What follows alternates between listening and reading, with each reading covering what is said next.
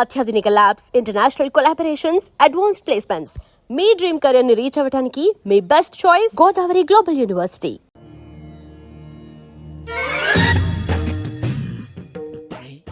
కళ్ళు మూసుకుని ఉన్నాడు, కొంపదీసి నిద్రపోతున్నాడేంటి? ధ్యానం.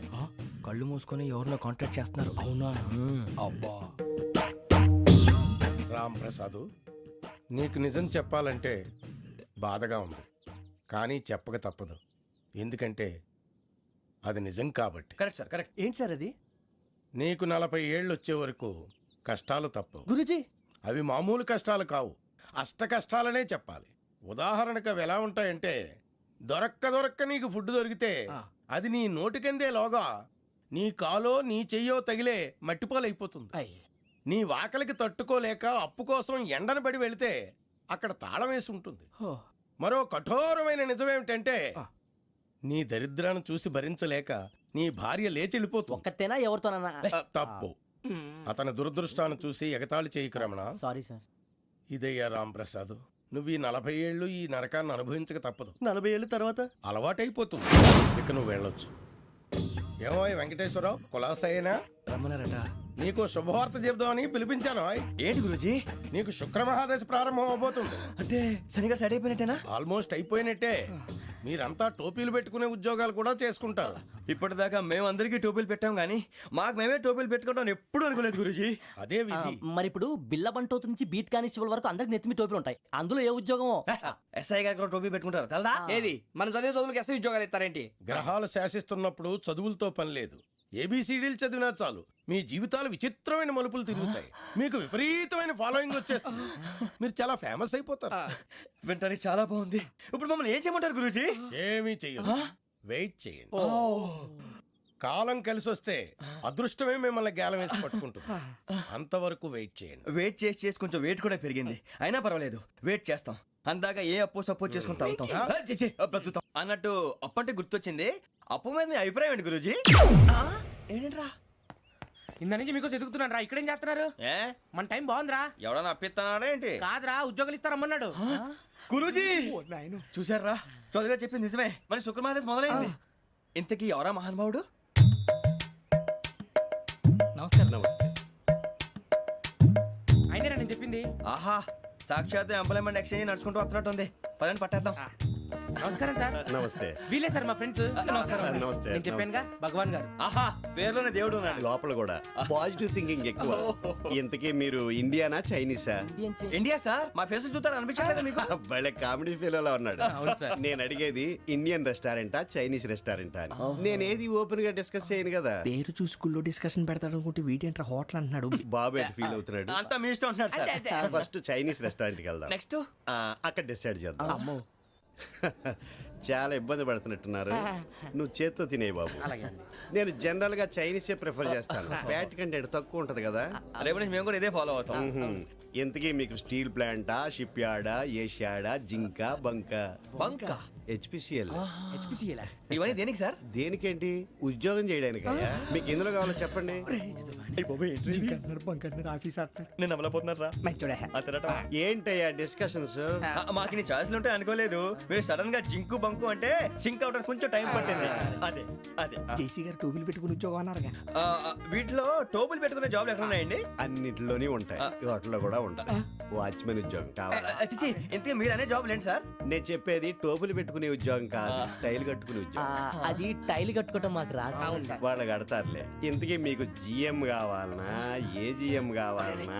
అట్లా పిలుస్తున్నాడు చూడు బాబు. జిఎం అడిగితే ఎలా ఉంటుందంట? ఏజీఎం అంటే వింటానికి కొంచెం పెద్దదిగా ఉంది. ఏజీఎం ఇప్పించండి సార్. అనుకున్నాను నువ్వు ఇది అడుగుతావని. జిఎం అంటే జనరల్ మేనేజర్, ఏజిఎం అంటే అసిస్టెంట్ జనరల్ మేనేజర్. తూచండి, మాకు జిఎంఏ కావాలి సార్. అది సరే కానీ భగవాన్ జీ, ఈ ఉద్యోగాలకి టోపులు పెట్టుకుని వెళ్ళొచ్చా? నీ ఇష్టం వచ్చినట్టు వెళ్ళొచ్చమ్మా. అయితే నాకు జింక్లో నాకు స్టీల్ ప్లేట్, నాకు బంకులో గానీ. కన్ఫ్యూజ్ చేయగానే ఆయన్ని అందరికీ ఒక చోట ఇప్పించండి సార్. కలిసి పని చేసుకుంటాం. జీతం ఎంతండి? 30,000 అంటే 40,000. వడ్డీ ఎంత? అప్పు కాదయ్యా, నీకు ఇచ్చే జీతం. అంటే తిరిగి ఒక్కలేదా? ఫ్రస్ట్రేషన్ లో ఉన్నట్టున్నాడు. అవునండి. నువ్వు ఇచ్చిన వాళ్ళు తీసుకోరు. మాకు అవసరం కూడా అదే. అంతేకాదు ప్రతి నెల గ్రాట్యుటీ, పిఎఫ్, సిఎఫ్. బియ్యం కూడా సార్? ఏ నువ్వు యాక్ట్ చేస్తావా? భగవాన్ జీ, మీరు ఇదంతా ఎందుకు చేస్తున్నారు? ఊరికే మాత్రం కాదు, నేను మంచోడని చెప్పి నా కారు పెట్రోల్ లేకుండా వెళ్తుందా? వెళ్దాం. నేను ఇచ్చుకోవాల్సినవి ఉంటాయి కదా. ఇలా చూడు, అందుకని ఉద్యోగానికి వాళ్ళ ఆకారం తీసుకుంటా. మా గెటబుల్ చూసి మీరు అపార్థం చేసుకుంటున్నారు. మాకంత పొజిషన్ లేదండి బాబు. పోనీ నలుగురు కలిసి ఉద్యోగం చేసుకోవచ్చా? మీ దరిద్రం నాకు అర్థమైంది. థ్యాంక్స్. మీ నలుగురు కలిసి ఓ ₹1,00,000 ఇవ్వండి చాలు. నేను నమ్మనరా, డబ్బుల విషయంలో అసలు నమ్మను. నాన్నగారు మీరు అలా అంటాం భావ్యం కాదు.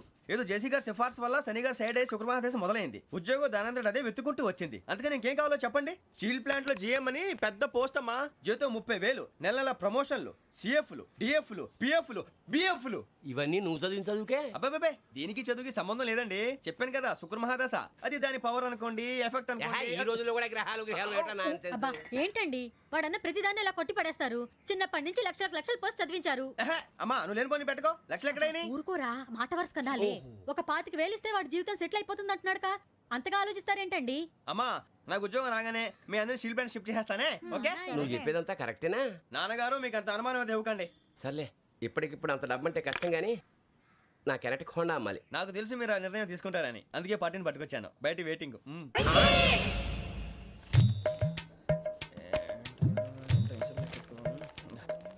ఇవిగోండి.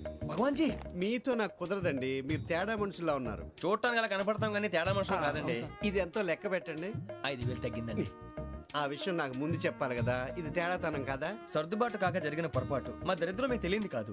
మీ ప్రాబ్లమ్స్ నాకు అనవసరం అండి. ఇప్పటికే మీ మూలంగా 3 లక్షల బొక్క తెలుసా? మీరు ఫేస్ అంత చిరాగ్గా పెట్టకండి. రే ఆ గొలుసేవరా తొందరగా ఎవరా, ఆయన కోపం వస్తుంది.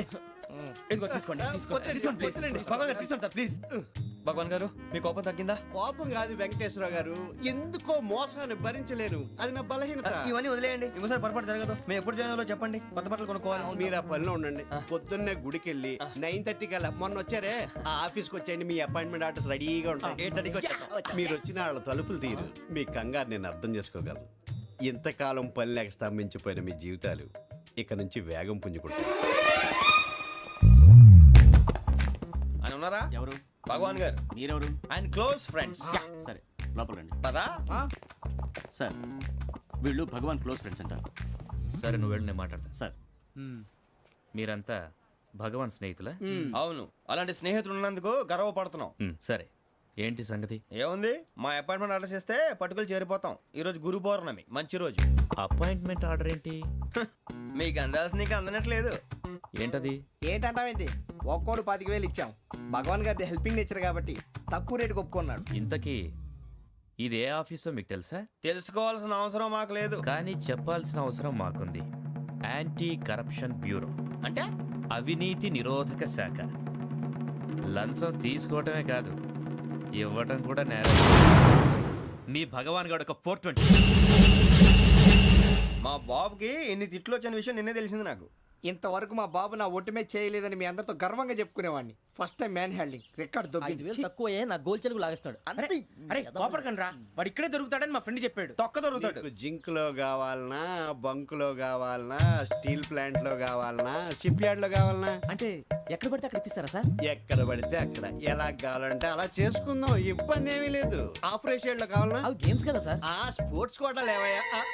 ఏమైంది సార్? ఉద్యోగాలు ఇప్పించమని ఎంట పడుతున్నారు. నువ్వు టచ్ లో ఫోన్ చేయ.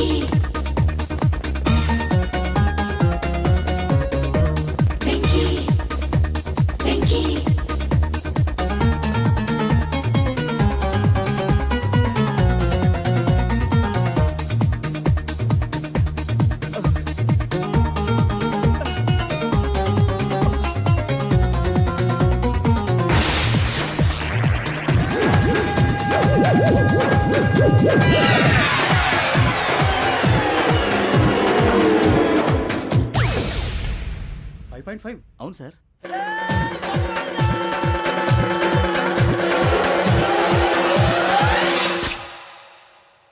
గ్రేట్.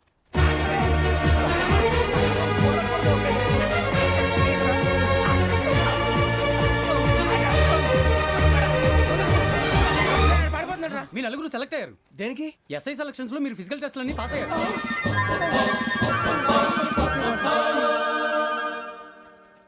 కానీ మేము అప్లై చేయలేదు సార్. అప్లై చేయలేదా? చేయి వదలకండి సార్, కాలు పట్టుకోవాల్సి వస్తుంది. రాగరాకు వచ్చిన అవకాశం. సరే, మీరంతా డిగ్రీలు పాస్ అయ్యారా? ఎప్పుడో. ఓకే, ఇప్పుడు అప్లై చేయండి. Thank you sir. నేను మేనేజ్ చేస్తాను. Thank you sir. మీరు రిటర్న్ టెస్ట్ ప్రిపేర్ అలాగే అవ్వండి. సార్. All the best. రేయ్, ఈ పరీక్షల్లో సమాధానాలని ఏబిసిడ్యూల్లోనే ఉంటాయి. ప్రతి ప్రశ్నకి 4 ఏదో ఒకటి కరెక్ట్ ఆన్సర్. ఏది కరెక్టో మనకు తెలియదు కదరా. నీకు ఏబిసిడ్యూల్ తెలుసు కదా? తెలుసు. అయితే కళ్ళు మూసుకుని 4 ఏదో ఒకటి రాసుకుంటూ పోతాం. మన అదృష్టం బాగుండి అవి కరెక్ట్ అయితే పాస్ అయిపోతాం. ఎస్ఎల్ కూడా అయిపోతాం. వారిని ఏబిసిడీలు వస్తే ఎస్ఐలు అయిపోతాం అని తెలిస్తే నాన్న కష్టాలు పడి డిగ్రీలు చేసేవాళ్ళం కాదు కదరా. రెడీ, స్టార్ట్ చేద్దాం. నీ ఇష్టదేమో ఆంజనేయ స్వామి. వేసుకో. నీ ఇష్ట పొలిటీషియన్ వాజ్పేయి.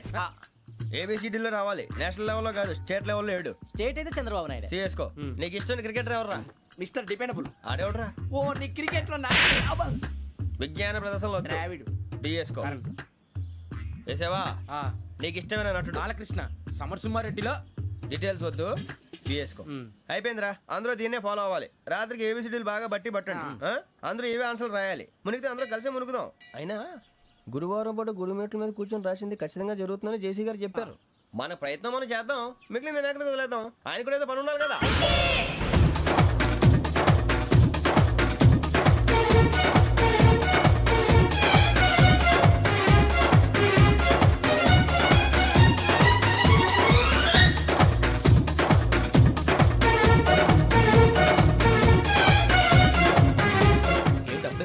మేము దేవుడిని నమ్ముకున్నాం, అందుకే ఫాస్ట్. వాళ్ళని నమ్ముకున్నారు, అందుకే లేట్. అర్థం కాలే. మా కాన్సెప్ట్ నీకు అర్థమైతే గుండా సత్తావు. వస్తా.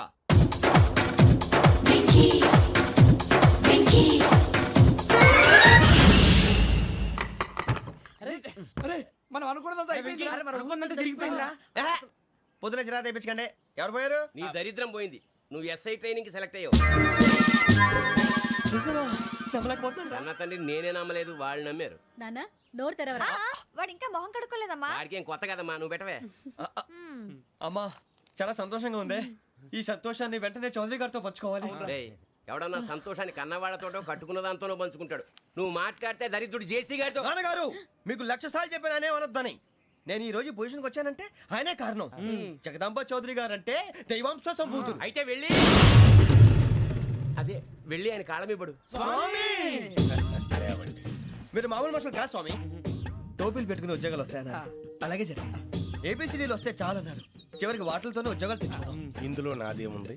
మీ గ్రహాల మూమెంట్ అలా ఉంది. అలా అనకండి, ఆ గ్రహాలు అలా మూవ్ అయ్యేలా చేసింది మీరే. వెంకీ, ఈ ప్రయాణంలో నీకు ఇంకో ప్రయోజనం కూడా ఉందయ్యా. వీళ్ళందరూ ట్రైన్ యాక్సిడెంట్ లో పోతారా స్వామి? కాదయ్యా, ఈ ప్రయాణంలో నీకు అందాల రాశితో పరిచయం ఏర్పడుతుంది. ఆ పరిచయం ప్రణయంగా మారి వివాహానికి దారితీస్తుంది. స్వామి, మాకు పొజిషన్ లేదని ఊళ్ళో లేడీస్ అందరూ చాలా చీప్ గా చూస్తున్నారు. ఎలారా బాబు అనుకున్నాను. చల్లటి వార్త చెప్పారు. మరి మాకు నీకింకా కొంతకాలం బ్రహ్మచర్యం తప్పదు. వీళ్ళకి ఇప్పుడు అప్పుడే తొందరగా ఉందిలేండి. మేము బయలుదేరుతాం స్వామి. మిక్సల్ టచ్ లో ఉంటాం. శుభం. బుచ్చిగా ఏట్రా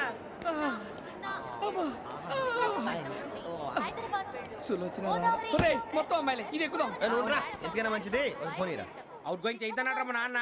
హలో, ఇప్పుడు మేము స్టేషన్కి వచ్చామండి. ఏ బోగి ఎక్కితే బాగుంటుందో మిమ్మల్ని మాట్లాడుదామని. ఈరోజు బుధవారం పంచమి, అంటే మకరం నుంచి గురుడు సింహానికి జంప్ అవుతున్నాడు. ఏదైనా ఆడ్ నెంబర్ బోగిలో కూర్చోండి. ఆడ నంబరా? నంబర్లో ఆడ బాగా ఉంటాయి గురూజీ. ఆడ నెంబర్ కాదయ్యా, ఆడ్ నెంబర్, బేసి సంఖ్య. అర్థమైంది. కాపర్ కన్ గురూజీ. ఇక్కడ 4లోనే 7లోనే ఛాన్స్ ఉంది. 7 ఎలాగో సెడ్ నంబర్ కదా, ఇక 4 ఎక్కేస్తాం. 7 అంటే బేసి సంఖ్యే కదా వెంకీ. తెలుసు, సేఫ్టీకి అడిగాను. ఇంతకీ ఏ సైడ్ కూర్చుంటే మంచిదంటారు? నీ రాశి రీత్యా ఈశాన్యంలో కూర్చుంటే బెస్ట్. ఒరేయ్, గురూజీ దెక్కొద్దన్నారు, పదండి.